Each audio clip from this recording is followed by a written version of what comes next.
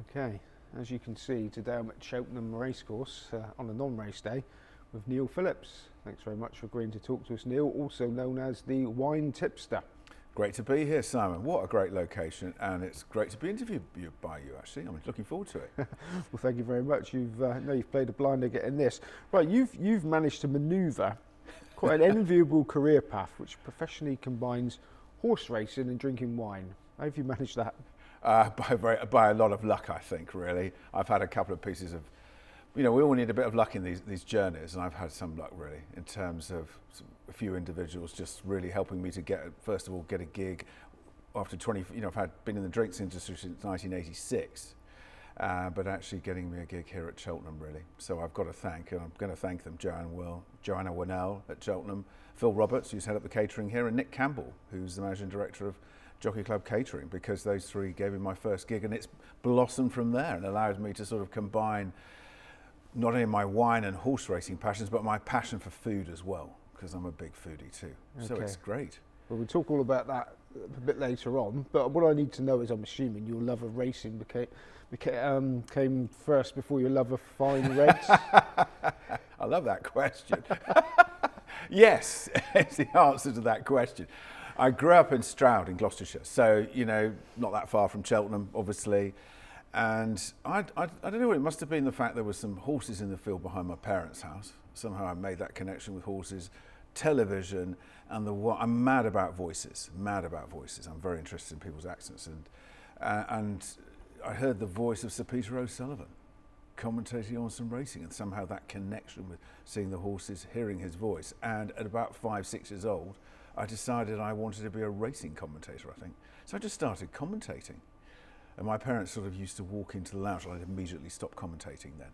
But that was my first love. So that's when I really started getting into hearing that, what a great voice Sir Peter had, as we all know, and getting into that. And then with the attraction to horses as well. And I've always loved horses, and that passion has always remained there. So I certainly arrived in terms of commentating a long time ahead of drinking some fine red wine, basically. Well, I mean, anybody listening to that, you've got a very audible voice. I mean, what happened to the commentating career? Because surely you've got the voice for it. Oh, well, that's very kind of you. So I really admire commentators. I mean, you're looking at all the research, and especially you look at the range of horses' names, and sometimes you've got some horses' names that are quite similar, aren't they? Think about commentating on a finish like that. But I just thought, wow, I just really admire all commentators, and I love voices, I said. But I realised that I sort of went off in a direction of really starting to watch racing more and more on television as a young kid, really. And I used to try and work out on television the best looking horse, the best turned out horse for me was the horse that I think was going to win the race. So I took very much more of that journey, and then really fine red wine came in for a while, really, and took me off on that course, while I always kept my interest in racing. But I suppose in terms of commentating, it would have been great to have done some of that, because I think I have so much admiration for commentators, and I'm very, as I said, I'm very interested in people's voices, and hearing all the different range of commentators is fantastic. Did you sort of pursue it at all? No, not really, actually. I think what happened was all I did at home was I saw, listened to Sir Peter O'Sullivan, and then what I started to do was buy more toy horses, so I could, because the Grand National was the first race that really engaged me, and so I had about 40 toy horses, so I could commentate on the Grand National at home, and I really loved doing all that, and I loved copying Sir Peter O'Sullivan with that, especially in that final furlong, for example, or they've jumped the last. And his wonderful commentary on Red Rum winning his third Grand National is absolutely brilliant. That would be one of my Desert Island discs, really. I think it's such a great piece. So I did all of that, and I was doing that through to when I was 11, 12, really. So, and as I said earlier, my parents would just walk in the room, and I was so embarrassed I'd stop straight away.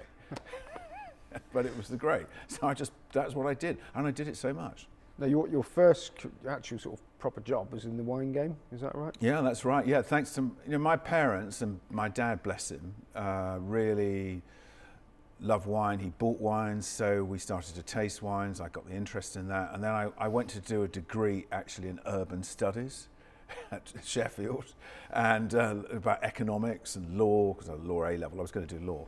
And I graduated, and I was going to work for a record company, in actual fact. I had a couple of interviews for a couple of record companies, because I love music as well, and more of that later. But my dad took me to a wine tasting.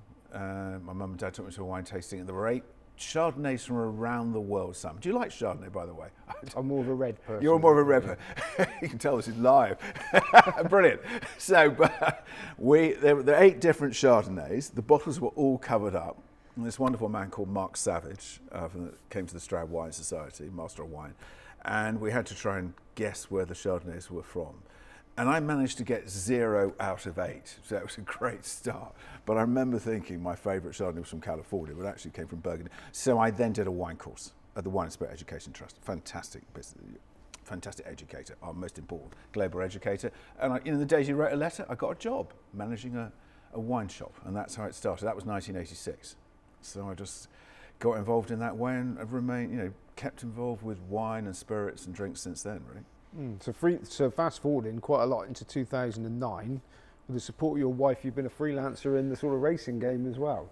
Yeah, so I worked for a number of wine companies over the years, did all of that, worked for a number of companies there. And I worked for a company called Pernod Ricard, second biggest wines and spirits company in the world. And I started to do a lot of presenting for them, in actual fact. So I would do radio interviews, I'd do some filming. They had some big brands like Jacobs Creek, Campo Viejo. I started doing all of that, and then I was getting asked by other people, could you come and present for us as well? And my lucky break really, Simon, was the fact that Pernod wanted me to stay on and do some work for them. So I ended up going freelance, but doing 3 days a week for them. Perfect platform for when you go freelance. And my wife, Louise's background is in PR, and Louise has set up her wine side of the business in terms of doing PR the year before. So we had a nice, safe platform. It wasn't a sudden breakout there, and it was all very structured. Yes, in 2009 I did that, but it was great having that experience with Pernod Ricard. And then I wanted to bring together, and Louise came up with the wine tipster trademark, which was a great idea of Louise's.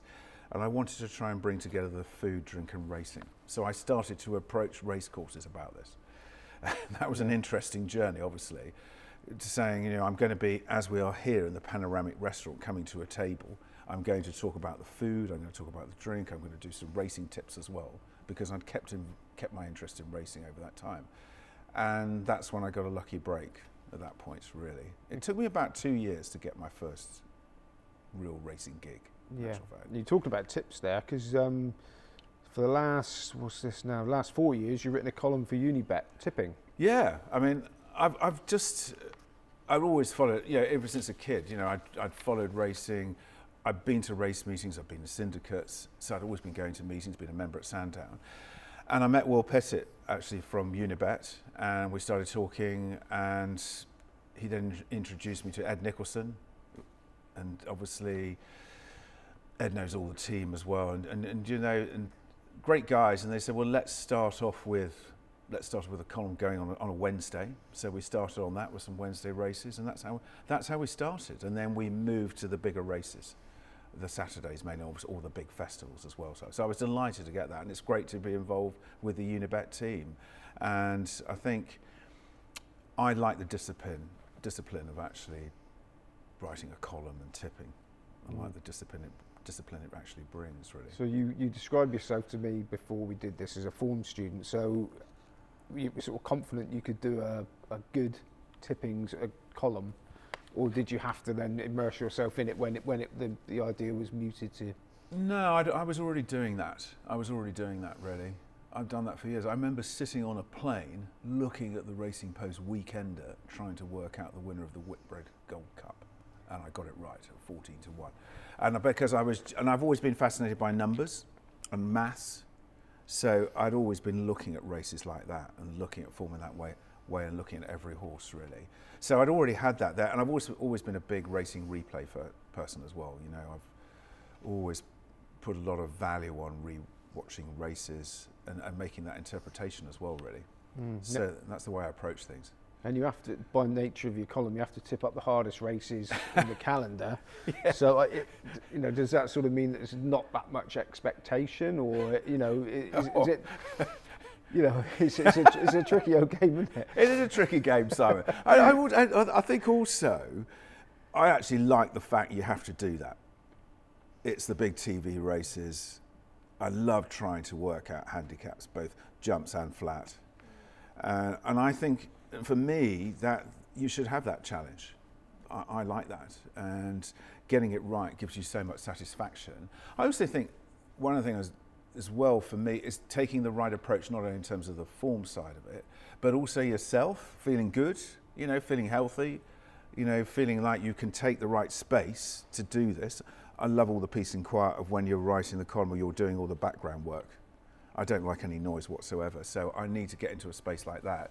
And I think that's really important. I know it sounds a bit contrived, but I don't think it is. I think that's all really important to have all that structure in place as well for me in approaching a column. But I have to say, I love going for the big races. But you've got that responsibility.